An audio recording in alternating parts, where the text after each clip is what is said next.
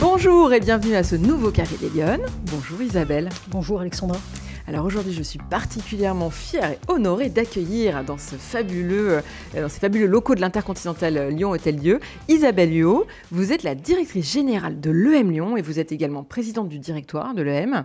Et donc, on va découvrir votre parcours au gré de ce podcast.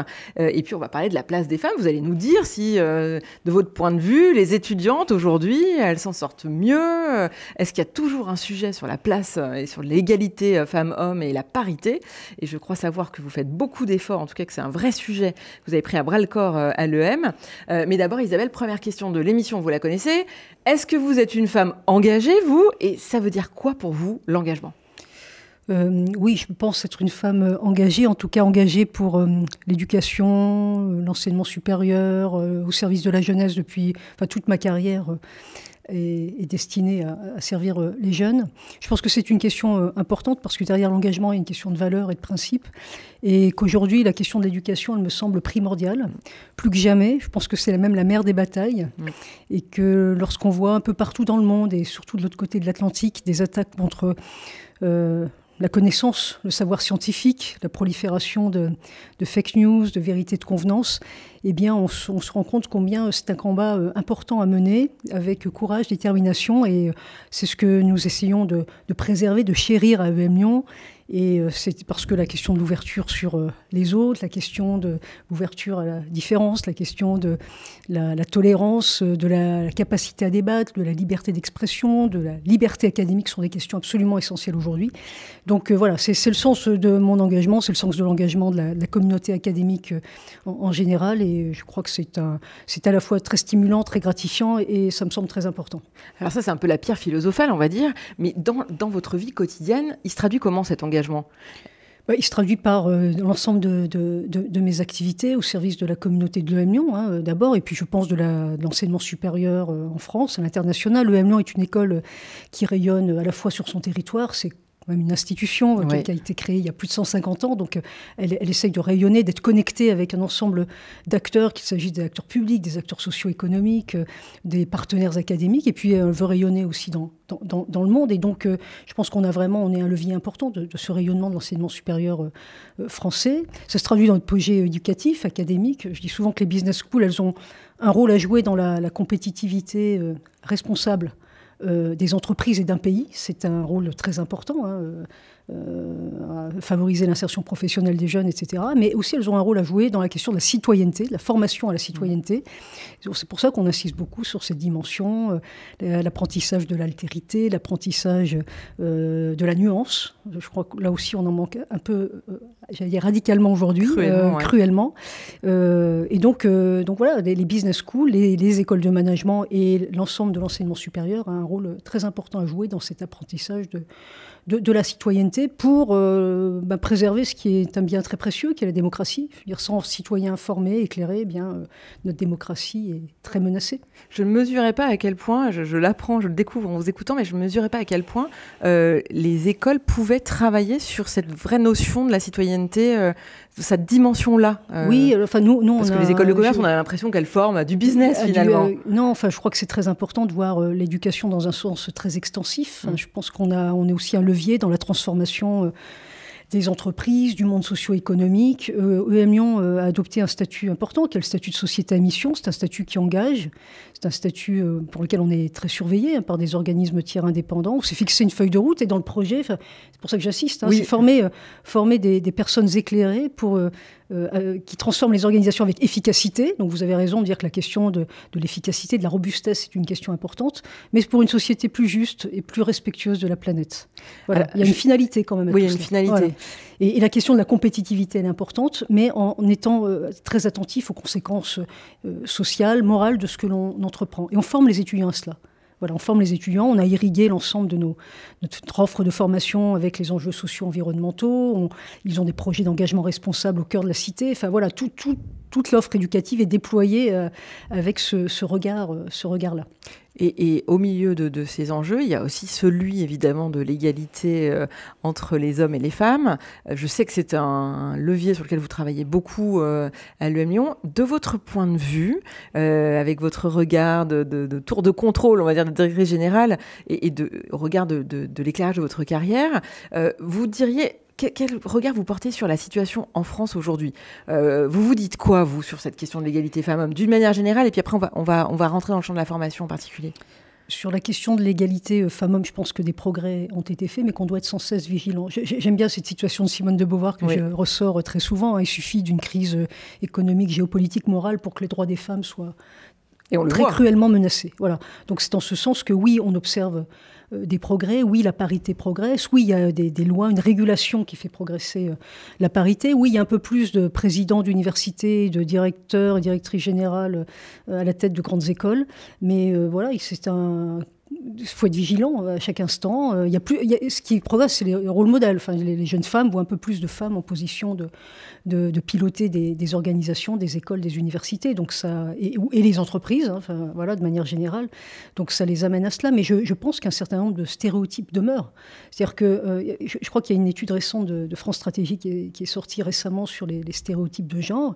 Ils sont encore très ancrés dans notre société, avec des conséquences très concrètes sur la répartition des rôle dans le foyer, sur les charges parentales qui pèsent plus sur les femmes que sur les hommes, sur les trajectoires professionnelles, sur les violences sexuelles et sexistes qui continuent à exister. Donc oui, il y a des progrès, mais il y a des points de vigilance, et je crois que lutter contre les stéréotypes, c'est absolument essentiel. Enfin voilà, donc oui, il faut être raisonnablement optimiste, mais toujours ne jamais baisser la garde. Voilà. Et quand vous regardez vos étudiantes, quand vous les rencontrez sur votre campus, vous trouvez que la nouvelle génération, elle est différente, ou simplement elle est dans une tranche d'âge qui lui permet d'avoir peut-être des idéaux, etc. Et que non, elle va se conformer et rencontrer les mêmes problématiques que notre génération. Alors déjà, à EM Lyon, il y a 50% de femmes, 50% d'hommes dans le corps étudiant. C'est un petit peu la même chose au niveau de la gouvernance. J'ai fait en sorte que le COMEX soit le plus paritaire possible. Cette jeunesse, elle a des aspirations qui sont celles de toute jeunesse. Elle a des ambitions, elle peut être enthousiaste, elle est très optimiste. Elle fait face aussi à un contexte mondial qui est assez anxiogène. Donc il y a aussi de l'inquiétude, il y a une recherche de sens qui est sans doute plus prégnante que quand moi j'ai fait mes études à EM Lyon. Il y a une chose qu'on a observée, c'est que les salaires des jeunes femmes à la sortie de l'école sont un peu inférieurs à ceux des hommes. Donc on a à fonction égale et dans des secteurs équivalents. Je pensais souvent que c'est parce que les femmes se dirigeaient plus vers le marketing et les hommes vers les hommes vers la finance et la finance de marché qu'il y avait un écart salarial. Mais à la fois au niveau de la conférence des grandes écoles et au niveau de notre enquête insertion professionnelle, on observe qu'il y a des différences à la sortie même de l'école. Et donc c'est pour ça qu'on essaye d'avoir des ateliers de sensibilisation à la négociation de salaire, pour des ateliers de sensibilisation à des carrières qui ne sont pas très féminisées, comme la tech ou la finance. Donc on est attentif à cela. Et voilà, on a engagé des ressources pour former les jeunes femmes à ces enjeux-là. Oui, je crois que vous faites aussi vous avez beaucoup de dispositifs, notamment vous faites du mentorat, enfin vous essayez aussi de créer de la mixité sociale et de la mixité aussi au regard des critères d'égalité femmes-hommes. Oui, d'égalité femmes-hommes, c'est un combat qui nous importe beaucoup. On a un club EM Lyon féminin et puis on essaye de mettre en relation des réseaux de femmes dirigeantes avec nos étudiantes. Par exemple, il y a un réseau à Lyon qui s'appelle Ellen Board, qui nous a beaucoup soutenus dans cette dimension. Je pense que les Lyonnes aussi peuvent être un dispositif très important pour nos étudiantes. Donc oui, c'est quelque chose que nous regardons avec beaucoup de vigilance. On a une direction de l'engagement social et environnemental à l'école qui a parmi les projets qu'elle doit engager ce sujet-là plus spécifiquement. Isabelle, vous pensez qu'elles manquent de quoi, les femmes, pour réussir ? Je pense qu'elles ont quelque chose en trop, peut-être, c'est qu'elles s'autocensurent un peu trop. Voilà, je pense qu'il y a un petit manque de confiance en elles, mais j'allais dire que ça ne vient pas de nulle part. Je rappelais cette question des stéréotypes, c'est-à-dire qu'elles sont... souvent, on est éduqué de cette manière, alors pas forcément dans le foyer familiale, hein, parce que moi j'ai eu la chance d'avoir des parents qui m'ont beaucoup encouragée à endosser des responsabilités, mais je pense quand même que c'est profondément ancré en nous, cognitivement, qu'il y a beaucoup de biais et qu'ensuite ça crée des phénomènes de manque de confiance en soi, mais qui ne sont pas naturels, hein, qui viennent de cet environnement social qui est encore très prégnant, hein, quand on observe un peu ce qui se passe autour de nous. Et alors, Isabelle, on va parler de votre parcours, justement. On va s'intéresser à ce que vous avez fait, vous, justement, pour en arriver à ces responsabilités. Quand vous étiez petite fille, j'ai envie de savoir, quel était votre rêve d'enfant? Vous vouliez faire quoi, plus grande? Je ne savais pas vraiment ce que je voulais faire. C'est vrai ? J'ai longtemps hésité, voilà, j'ai longtemps... Vous n'aviez pas de rêve, je sais pas, d'être fée, d'être non, alors fée, certainement astronaute, pas. J'en sais rien. Certainement pas, astronaute non plus. J'ai, pendant une partie de mon adolescence, rêvé un peu d'être journaliste, reporter en zone de conflit, parce que ça me semblait important d'aller... voilà, quête de vérité, de donner à voir des choses qu'on ne voit pas toujours. Mais j'ai longtemps hésité, en fait. J'ai longtemps hésité à endosser telle ou telle carrière. J'ai d'abord fait une école de management, EM Lyon, pour devenir cadre d'entreprise. Puis à l'issue de mes études, finalement, je me suis dit que je n'avais pas forcément envie tout de suite de rejoindre une entreprise. Donc j'ai continué en doctorat pour devenir professeur, puis maître de conférences, professeur des universités. J'avais envie de cette réflexivité, de cette mise à distance par rapport au monde de l'entreprise, ce qui m'a amené à faire de la recherche sur les organisations, puisque je suis professeur originellement de théorie des organisations en management. Voilà, donc des rêves, oui, comme ça, un peu fugaces et pas très précis, et surtout beaucoup d'hésitation par rapport à ce que je souhaitais faire plus tard. Et au gré de tes hésitations, qui est-ce qui vous a guidé? Est-ce que c'est des hommes, des femmes? Est-ce que c'est vous vraiment? Enfin, voilà, est-ce qu'il y a eu des marqueurs forts dans votre parcours pour vous aider, vous orienter? Alors, marqueur fort, j'évoquais tout à l'heure mes parents, voilà, qui m'ont encouragé, pour lesquels la connaissance était quelque chose de très important. D'émancipation aussi, de ne pas dépendre d'un homme et d'être capable d'être autonome. Ça a été un discours qui a bercé toute mon enfance et ma jeunesse. Et ensuite, dans le parcours professionnel, oui, vous faites des rencontres. Par exemple, à l'issue de EM Lyon, j'ai poursuivi ce qu'on appelait à l'époque un DEA. Aujourd'hui, c'est un master en recherche. Il y a des professeurs qui m'ont donné envie de rejoindre la carrière académique. Voilà, je les ai vus, j'avais envie de faire comme eux, de transmettre. Il y a une chose qui m'a beaucoup passionnée dans mon parcours académique, puisqu'aujourd'hui je n'enseigne plus, je ne fais plus de recherche, mais c'est l'accompagnement de thésards. Je trouve que c'est très, très gratifiant d'accompagner de jeunes doctorants dans leur recherche, dans leur capacité à créer de la connaissance. Ouais. Ensuite, dans l'accompagnement professionnel qu'on peut avoir avec eux, je trouve que dans la carrière académique, il y a cette idée de compagnonnage, de mentor qu'on trouve sur son parcours. Alors il peut s'agir d'hommes, de femmes, ça dépend des cycles. Ouais. Mais en tout cas, oui, on a besoin absolument des autres, et surtout de mentors et de gens qui vous encouragent. Voilà, face parfois à des manques de confiance ou de certitude par rapport soit à ce qu'on veut faire, soit à notre capacité à endosser des responsabilités. Mais c'est quand même pas accessible à tout le monde, ce milieu de la recherche. Enfin, je veux dire, de se plonger comme ça, à ce point... il faut une appétence, il faut un goût, parce que c'est vrai que c'est très exigeant. On s'en rend pas forcément compte, parce que parfois on a l'impression que les résultats ne sont pas toujours très concrets ou très immédiats, mais la temporalité de la recherche est quelque chose de très particulier, que parfois on a du mal à comprendre le commun des mortels. Tout à fait. Parce qu'il faut du temps, parce qu'il y a à la fois une articulation des enjeux théoriques et puis la capacité à aller longuement sur le terrain pour comprendre ce qui s'y passe. Donc le temps de la recherche n'est pas forcément le temps de la société. Ouais. Et parfois on se rend compte que des recherches qui ont été menées... Voilà, je parle beaucoup pour les sciences dures, en l'occurrence, quelques dizaines d'années, ont des implications plus appliquées beaucoup plus tard. Donc oui, c'est un métier particulier, il faut une appétence pour cela, il faut aimer se plonger à la fois dans les livres, mais avoir une capacité à regarder les terrains de recherche de manière très, très empirique, avec des capacités sociales aussi, d'interagir avec des individus. Donc ça demande beaucoup de compétences.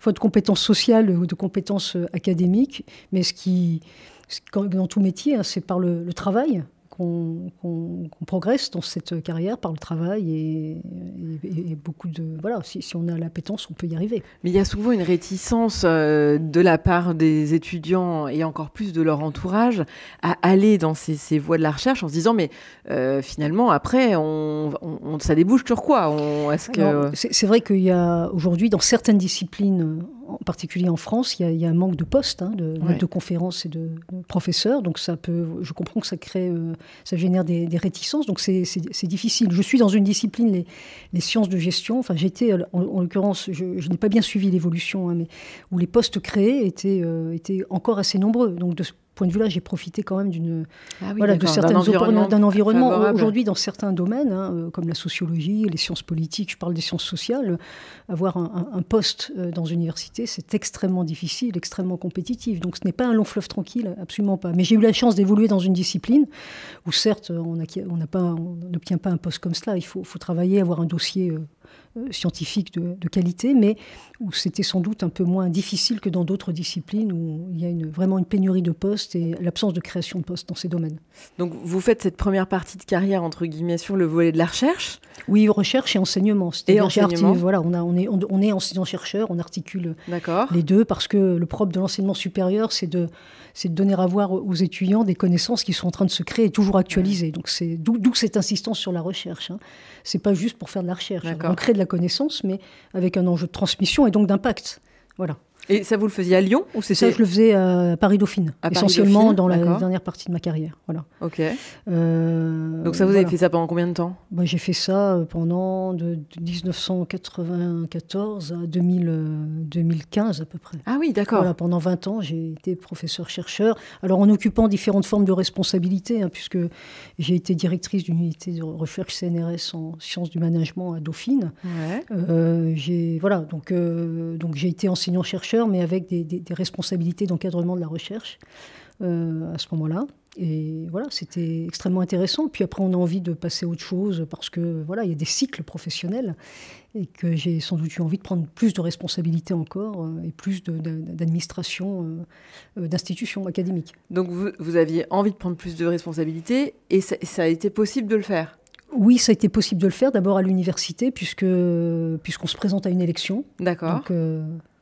Donc vous vous êtes présenté peut se présenter à l'élection. Alors vous avez présidé. Là encore, il faut bénéficier de soutien, de relais, d'appui pour pouvoir le faire. Ce qui a été mon cas, puisque j'ai été 1 an vice-présidente, ce qui m'a permis un peu de me rendre plus visible dans l'université. Puis ensuite, on mène une élection, on crée des coalitions, on va avoir différentes parties prenantes. À l'université, c'est pas simple parce que vous avez les étudiants, le staff administratif, les chercheurs, des personnalités extérieures qu'il faut convaincre de le corps électoral est complexe. Voilà, le corps électoral est très complexe. Il y a vraiment des enjeux au sens politique, au sens noble du terme, c'est-à-dire cette capacité à rallier autour de soi. Ouais.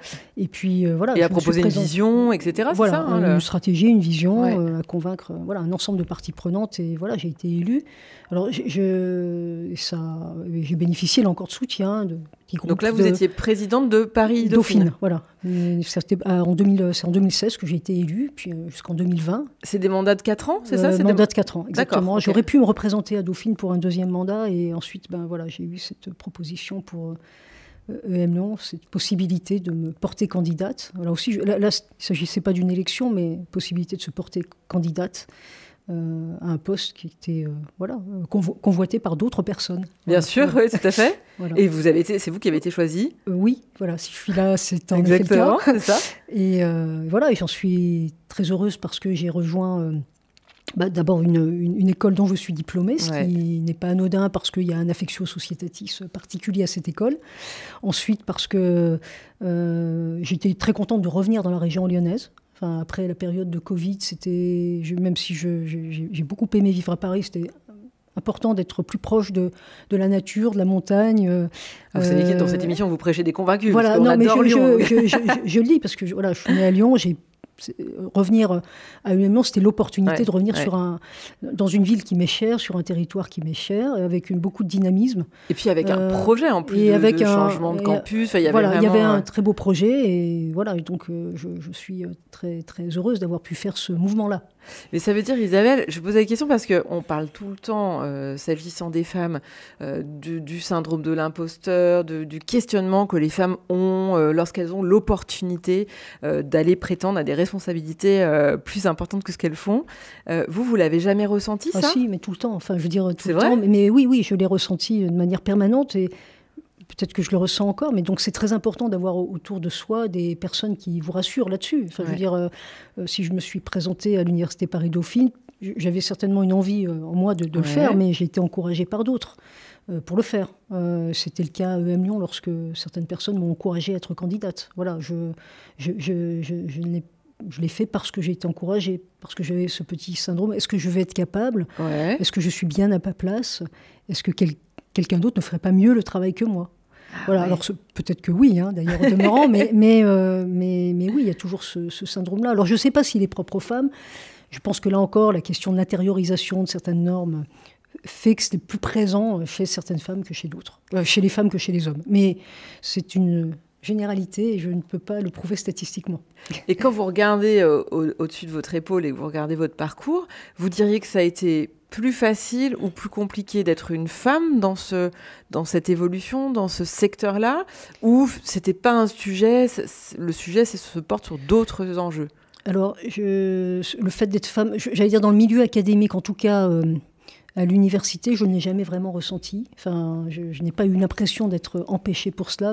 Peut-être parce que je manquais de prise de conscience par rapport à cela, mais il me semble que les choses sont assez normées du point de vue des salaires, c'est assez clair. C'est vrai que quand on progresse à l'université, il y a de moins en moins de femmes, il y a plus de maîtres de conférences et puis moins de professeurs d'université, mais j'ai jamais eu l'impression d'être empêchée parce que j'étais une femme. On peut parfois avoir des remarques un peu surplombantes, patriarcales, mais j'ai toujours l'impression que c'était fait dans la bienveillance, si je puis dire, mais en tout cas jamais avec hostilité ou l'envie de m'empêcher d'arriver quelque part. Voilà. Dans la fonction de dirigeant, c'est plus nuancé parce qu'on a quand même l'impression que parfois certains hommes, vous le renvoient. Pas forcément au sein de mon institution. Non, bien sûr. Mais oui, certains hommes peuvent le renvoyer. Voilà. Ah oui. Dès lors qu'on occupe une position de dirigeant, je pense que le contexte change un peu. Voilà. Ouais, on le ressent toujours. On le ressent un peu. Je sens plus cette prégnance de la domination masculine. Oui, parce que c'est une réalité aussi. Parce que je dirige. Mais bon, dans l'ensemble, quand je regarde mon parcours, je ne peux vraiment pas dire que j'ai souffert de cela dans mon secteur et dans mon parcours professionnel. Est-ce que vous avez eu le sentiment, des fois, je ne sais pas, d'avoir été empêché d'atteindre des promotions où vous vouliez aller, ou est-ce qu'il y a parfois des choses qui ne sont pas déroulées comme vous aviez envie ? Non, je ne crois pas. Dans mon cas, non. Je ne dis pas que ce n'est pas du tout... Enfin, ça peut être le cas pour d'autres. Je n'en fais pas du tout une généralité. Et je vous le disais au début, qu'on n'est pas sur un long fleuve tranquille, loin de là. Mais en revanche, en ce qui me concerne personnellement, je n'ai jamais eu l'impression d'être empêchée dans mon ascension professionnelle. Non, mais par contre, plus globalement, si on sort de ce rapport homme-femme, est-ce que vous avez parfois échoué à obtenir des promotions, des choses auxquelles vous vouliez aller, et comment vous avez fait, si le cas échéant, pour vous remotiver ou faire un pas de côté ? Ou est-ce que ça a toujours été un long fleuve tranquille, si j'ose dire ? Je ne pense pas qu'on puisse dire ça comme ça, mais vous voyez ce que je veux dire ? Parce que souvent, des fois, dans la vie, on a des moments, ça ne se passe pas comme on veut, et puis on se démotive. On se dit j'y arriverai jamais, ou peut-être que c'est pas pour moi. Non, enfin je l'ai pas. Alors ça ne veut pas dire que j'ai pas fait face à des échecs. Enfin, je veux dire, qui dirait qu'il n'a pas fait face à des échecs. Mais si on regarde le parcours professionnel, je n'ai pas eu l'impression d'être empêchée par quoi que ce soit. J'ai eu, pour vous dire, une petite hésitation avant de me porter présidente Dauphine, parce que porter candidate à la présidence de Dauphine, parce que j'ai senti qu'autour de moi, certains hommes auraient souhaité être candidats à ma place sur un programme un peu identique, sur une stratégie, mais à ma place. Et j'avoue avoir bénéficié du soutien d'un petit groupe de femmes qui m'a plutôt encouragée à le faire. Donc oui, il y a des hésitations, et heureusement qu'on bénéficie du soutien de son entourage. Quel conseil vous auriez envie de donner aux femmes qui nous écoutent et qui se disent tiens, c'est vrai, moi j'ai un projet, j'aimerais bien faire, mais moi j'y arriverai jamais, ou c'est trop pour moi, ou la marche d'après elle est trop loin de ma vie actuelle ? C'est un peu banal ce que je veux dire, c'est vraiment d'avoir confiance en elle, d'éviter absolument l'autocensure. Alors je le dis tout en sachant que c'est très compliqué de surmonter cet obstacle-là. Et puis surtout, je pense, là on peut le faire, c'est de s'entourer de personnes un peu mentors, de coachs, de s'insérer dans des réseaux aussi pour y être encouragé. Voilà. Parce que si soi-même on a des difficultés, faut pas rester en termes seul, de confiance, il ne faut vraiment pas rester seul. Voilà. C'est pouvoir s'appuyer sur certaines personnes de confiance pour avancer, dialoguer, interagir, dire ce qu'on a sur le cœur et pouvoir avancer en ce sens, faire part de ses doutes. Et je pense que c'est la meilleure manière d'avancer, tout en essayant vraiment de croire en soi et en validité de son projet. Mais j'allais dire qu'il y a des facteurs aussi objectifs, empêchants. Enfin, je veux dire, moi, il y a un sujet qui m'est cher, c'est la question de la coparentalité. Je crois que j'aurais pu être empêchée dans mon ascension professionnelle si je n'avais pas eu un conjoint qui soit extrêmement présent pour parfois assurer des tâches familiales, parentales, que je n'avais pas le temps d'assumer à certains moments. Donc je pense que et tout le monde n'évolue pas dans le même contexte et avec quelque chose qui facilite, qui est habilitant, facilitant par rapport à une trajectoire de carrière. Et Isabelle, dernière question, si vous aviez une baguette magique, vous n'avez pas la magie, mais si vous étiez demain en responsabilité et que vous pouviez décider de mettre en place, quelles mesures vous prendriez pour que les femmes elles soient plus présentes, visibles dans la cité, dans la société d'aujourd'hui ? Je prendrais une mesure pour les hommes, en fait.